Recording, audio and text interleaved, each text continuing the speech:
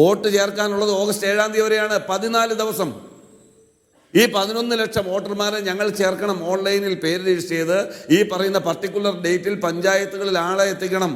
പല ആളുകളും പല സ്ഥലത്തായിരിക്കും, പഠിക്കാൻ പോയിട്ടുള്ളവരുണ്ടാകും, ജോലിക്ക് പോയിട്ടുണ്ടാകും. ഇത് ചെറിയ ടാസ്ക് അല്ല.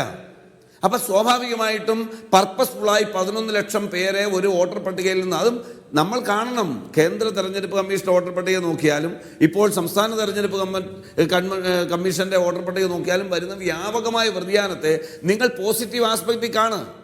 ആ തിരിമറി നമ്മൾ ചൂണ്ടിക്കാണിക്കുമ്പോൾ അത് ഞങ്ങളുടെ പരാജയ ഭീതി കൊണ്ടാണ്. ഇവിടെ പഞ്ചായത്ത് തെരഞ്ഞെടുപ്പിൽ ഞങ്ങളെക്കാൾ കൂടുതൽ LDF ആണ് ജയിച്ചിട്ടുള്ളത്. ഇന്നല്ല, ഇതിന് മുമ്പുള്ള തെരഞ്ഞെടുപ്പിലും അതിനു മുമ്പുള്ള തെരഞ്ഞെടുപ്പിലും എപ്പോഴും.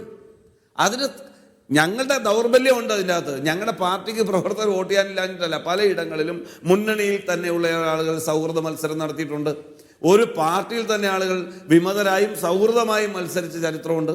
പ്രാദേശികമായി വരുമ്പോൾ ചില പ്രശ്നങ്ങളുണ്ട്. ചിലപ്പോൾ ഒന്നിലധികം നേതാക്കളുള്ള ഒരു പാർട്ടിയിൽ ചിലപ്പോൾ എല്ലാവരെയും സാറ്റിസ്ഫൈ ചെയ്യിക്കാൻ പറ്റാത്ത സന്ദർഭമുണ്ട്. ഞങ്ങൾ കേഡർ പാർട്ടിയല്ല. അപ്പോൾ അത്തരം സന്ദർഭങ്ങളിൽ ഒരാൾ നിന്നൊരു 25 വോട്ട് പിടിച്ചു മാറ്റിയാൽ ചിലപ്പോൾ 5 വോട്ടിനായിരിക്കും ഞങ്ങളുടെ സ്ഥാനാർത്ഥി തോറ്റിട്ടുണ്ടാവുക. അതുകൊണ്ട് ഞങ്ങളെക്കാൾ കൂടുതൽ LDFന് കിട്ടിയിട്ടുണ്ടെന്നേ, ഞങ്ങൾക്കതിന് തർക്കമില്ലാതെ. ഈ തെരഞ്ഞെടുപ്പുകളുടെ ചരിത്രത്തിൽ എല്ലാ കാലത്തും LDFന് മേൽക്കൈ ഉണ്ടാകുന്നത് അവരുടെ ഗുണം കൊണ്ടല്ല. ഞങ്ങൾക്ക് ചിലപ്പോൾ ചിലയിടങ്ങളിൽ ഒന്നിലധികം സ്ഥാനാർത്ഥികൾ ഉണ്ടാകുന്നതാണ്. ജനാധിപത്യമല്ലേ, കൂടുതൽ സ്വാതന്ത്ര്യമുള്ളൊരു പാർട്ടിയല്ലേ. ഞാൻ നേരത്തെ പറഞ്ഞ പോലെ പെയ്ഡ് സർവൻസ് ഇല്ലാത്ത പാർട്ടിയല്ലേ. അപ്പോൾ സ്വാഭാവികമായും ഞങ്ങൾക്ക് തോൽവി തദ്ദേശ സ്വയംഭരണ തെരഞ്ഞെടുപ്പിൽ ഉണ്ടാവും.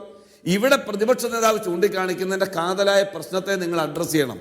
ഇലക്ഷൻ കമ്മീഷന്റെ വോട്ടർ പട്ടികയിൽ കേവലമായ ദിവസങ്ങൾ കൊണ്ടുവരുന്ന വ്യതിയാനം 11 ലക്ഷം വോട്ടർമാരുടെ വ്യത്യാസമാണ്.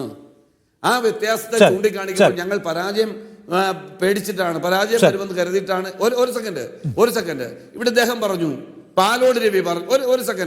ഒരു സെക്കൻഡ് നിങ്ങൾ എന്നെ ഡിഫൻസ് നിർത്തിയിട്ട് പോരുത്. പാലോട് രവി പറഞ്ഞു ഇവിടെ അടിത്തട്ടിൽ പ്രവർത്തനമില്ല. പാലോട് രവിയുടെ പണി എന്താ? ഞാൻ പച്ചയ്ക്ക് അങ്ങ് ചോദിക്കുക. പാലോട് രവിയുടെ പണി എന്താ?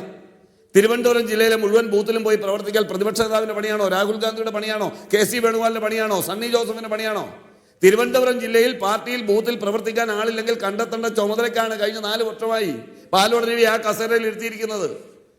നിങ്ങളൊന്ന് നോക്കിയാൽ എത്രയോ ഫാസ്റ്റായിട്ടാണ് പാലോട് രവി രാജിവെക്കേണ്ടി വന്നത്. കോൺഗ്രസ് പാർട്ടി ഇങ്ങനെയാണോ? ഒരു വീഴ്ച കണ്ടാൽ ഒരു നടപടി എടുക്കുന്നതിൽ ഏറ്റവും കൂടുതൽ കാലവിളംബം കൊണ്ടുള്ള രാഷ്ട്രീയ പാർട്ടിയാണ്. പല ഡിസിഷനും ഡിലേ ആകുന്നതാണ് കോൺഗ്രസ് പാർട്ടി നേരിടുന്ന പ്രതിസന്ധി എന്ന് ഞങ്ങൾക്ക് ബോധ്യമുണ്ടത്. അത് പരസ്യമായി ഞാൻ പറയും.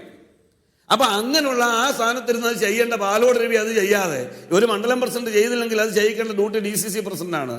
അത് ചെയ്യാതെ, ബ്ലോക്ക് പ്രസിഡന്റ് ചെയ്തില്ലെങ്കിൽ അത് ചെയ്യിക്കേണ്ട ഡ്യൂട്ടി ചെയ്യാതെ, അതിനൊരു ദൗർബല്യം ഉണ്ടെങ്കിൽ അത് പറഞ്ഞാൽ ഇന്നലകളിലില്ലാത്ത ഡിസിഷൻ ഡിലേ ആകുന്ന സ്ഥിതി മാറി. ഇന്ന് ഡിസിഷൻ ഫാസ്റ്റ് ആയിട്ടുണ്ടെങ്കിൽ ടൈംലി അയാൾ രാജിവെക്കേണ്ടി വന്നെങ്കിൽ അതാണ് കോൺഗ്രസിന്റെ മാറ്റം, അതാണ് കോൺഗ്രസിന് പ്ലസ് പോയിന്റ്, അതാണ് പുതിയ നേതൃത്വത്തിന്റെ ശക്തി, പുതിയ പ്രവർത്തകരുടെ ശക്തി. അവിടെ മുഖമൊന്നും നോക്കില്ല. 5 തെരഞ്ഞെടുപ്പിൽ മത്സരിച്ച ആളാണോ, ഡെപ്യൂട്ടി സ്പീക്കറാണോ, പാലോട് രവി സീനിയർ ആണോ എന്നൊന്നും ഞങ്ങൾ നോക്കിയോ? പാർട്ടിയുടെ അന്തസ്സിനും അഭിമാനത്തിനും ക്ഷതമേൽപ്പിച്ചാൽ മാറിയിരിക്കണം. കോൺഗ്രസിന്റെ മാറ്റത്തിന്റെ സൂചന കാണണമെന്നാണ്. പിന്നെ ഈ പറഞ്ഞ ബൈ ഇലക്ഷൻ നടന്ന തെരഞ്ഞെടുപ്പുകളിൽ നടന്ന മണ്ഡലങ്ങളിലെല്ലാം വോട്ട് ചേർത്തതിന്റെ കണക്കുകൂടി അദ്ദേഹം മുന്നോട്ട് വെക്കുകയാണ്. സുരേഷ്, ഇതിനകത്ത് വോട്ടർ പട്ടികയിലേക്ക് ഞാൻ വീണ്ടും വരികയാണ്. വോട്ടർ പട്ടികയിൽ 11 ലക്ഷത്തിന്റെ വ്യത്യാസം ഉണ്ടാകുമ്പോൾ പരാതി കോൺഗ്രസിനും BJPക്കും പോലെയുള്ള ഇപ്പുറത്ത് നിൽക്കുന്നവർക്കേ ഉള്ളൂ. നിങ്ങൾക്ക് ആശങ്കയൊന്നുമില്ല, നിങ്ങളൊരു സീരിയസ് ആയ പ്രശ്നമായി എടുക്കുന്നുമില്ല, നിങ്ങൾ വേറെന്തൊക്കെയോ കാര്യങ്ങൾ പറയുകയാണ്. കാരണം നിങ്ങൾക്ക് ഗുണപരമായി ഭവിക്കാൻ പോകുന്ന ഒരു ഏർപ്പാടാണത് നിങ്ങൾ നന്നായി മനസ്സിലാക്കുന്നുണ്ട് എന്നാണ്. സത്യത്തിൽ നിങ്ങൾക്കൊരു സീരിയസ് കൺസേൺ ഈ 11 ലക്ഷത്തിന്റെ കാര്യത്തിൽ ഇല്ല എന്നാണോ?